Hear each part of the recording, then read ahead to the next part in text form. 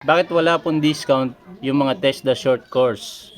Pero sabi sa school, pwede daw mag-discount but ayaw tanggapin sa province bus. Kaibigan, kung yung mismong school na nagsabi na pwedeng i-discount, pwede. Dito kasi sa amin, sa city operation, dito, yung di-discount ka talaga. Basta may ID ka maipakita, i-discount ka namin. Pero hindi ko alam kung anong dahilan nila kung bakit hindi sila nagdi-discount. Eh, mismong school na mismo yung nagsabi sa'yo na pwede. Ito, nakita ko to. Ito, kung titingnan natin, dito sa post ni Charitep, Test the Course Philippines, ito galing to dun sa, sa Republic Act mismo ng student discount. Students are entitled to discounted fares even on weekends and holidays as long as they have the student's identification cards. Basta may ID, pwede i-discount. Weekends and holidays, pwede, basta may ID. Ito pa yung sabi dito, Lisada added that discount should be granted to all students. To all students. Including those in vocational and technical schools. Including, ano sabi? Include, include, kasama, kasali, including those in vocational and technical schools, even on vacation, semestral break, or Christmas break in the line with the new directive of the agency. Yan. Hindi tayo masyadong maalam sa batas pero ito, syempre, nababasa lang din natin na sana naman na ipapatupad. Hindi ko alam kung anong dahilan, no? Siguro, hindi ko alam. Siguro, sila na lang tanungin mo, pero para sa akin, kailangan i-discount. Kasi nasa batas eh. Basta may ID ah.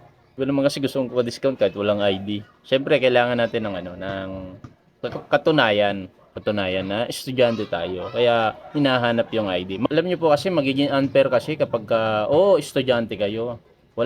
Tapos wala kayong dalang ID. Tapos magpapa-discount kayo. Dahil estudyante nga kayo, totoo naman. Alam ko din naman, lalo kung mga bata, alam ko estudyante rin naman. Estudyante talaga kasi may anak ako, ganung edad, estudyante. Ang magiging problema po kasi, kapag ka-discount kayo, tas wala kayong dalang ID, magiging unfair dun sa ibang walang dalang ID. O kaya, kahit yung may dalang ID. Ibig sabihin, kung i-discount ko kayo na wala kayong dalang ID, sana, i-discount ko na rin yung iba. Kasi, estudyante rin naman sila. Tapos, saka hindi lang bata yung estudyante, may estudyanteng matanda na eh. Di ba? Magkakaroon ng problema. Kaya, para maging fair, sumunod na lang tayo sa memorandum, sa Republic Act, sa batas. Ganun talaga. Kailangan lang natin i-present yung ID natin. Magaan lang naman po yung wala 10 kilo na dalhin. Balik po tayo sa mula sa Charitep Test the Course. Kasi may nagtanong po sa kanila. Ito po yung tanong. Kagaya rin ng tanong nyo, nakatanggap po kami ng private message at nagtatanong kung maka-avail po ng 20% discount sa pamasahe ng TESDA students. Long term, short term, TESDA students. Hindi naman hindi naman nakalagay dito maka-avail po ng 20% discount sa pamasahe ang long-term TESDA students. Walang specific. Basta TESDA students, ito ang sagot. Ang sagot po ay oo. Kung questionin po ay ilabas nyo po ang inyong student ID at ipakita sa driver. Ayan, napakalino naman po ng sinabi ng Charity TESDA Course Philippines. Hindi ko po alam kung sangay ba to ng pero sumasagot po sila eh. Ibigay ko yung link ng nila, ng page nila. Tapos kayo na lang po din magtanong sa kanila kasi halos lahat tungkol sa TESDA yung kanilang mga pinopost eh. A classes resume this week, transport regulators reminder to all public utility vehicles drivers of the 20% discount of fares of students which should be given all year round. Si Attorney Eileen Lisada pala yun. Nagsabi na lahat ng students entitled sa discounted fares even on weekends, holidays, as long as they have their identification cards. Ayan, as long as they have meron dapat na ID. Reminder yan sa lahat ng PUB na mag-provide ng 20% student discount Basta may ID. Baka naman magpapadiscount tayo, wala tayo ID. Hindi talaga i-discount.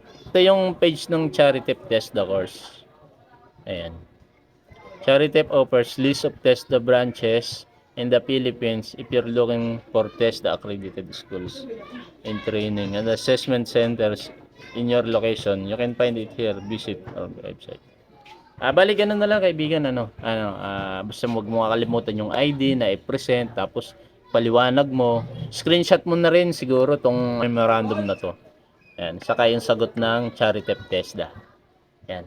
Sana naging malinaw sa kaibigan at hindi ko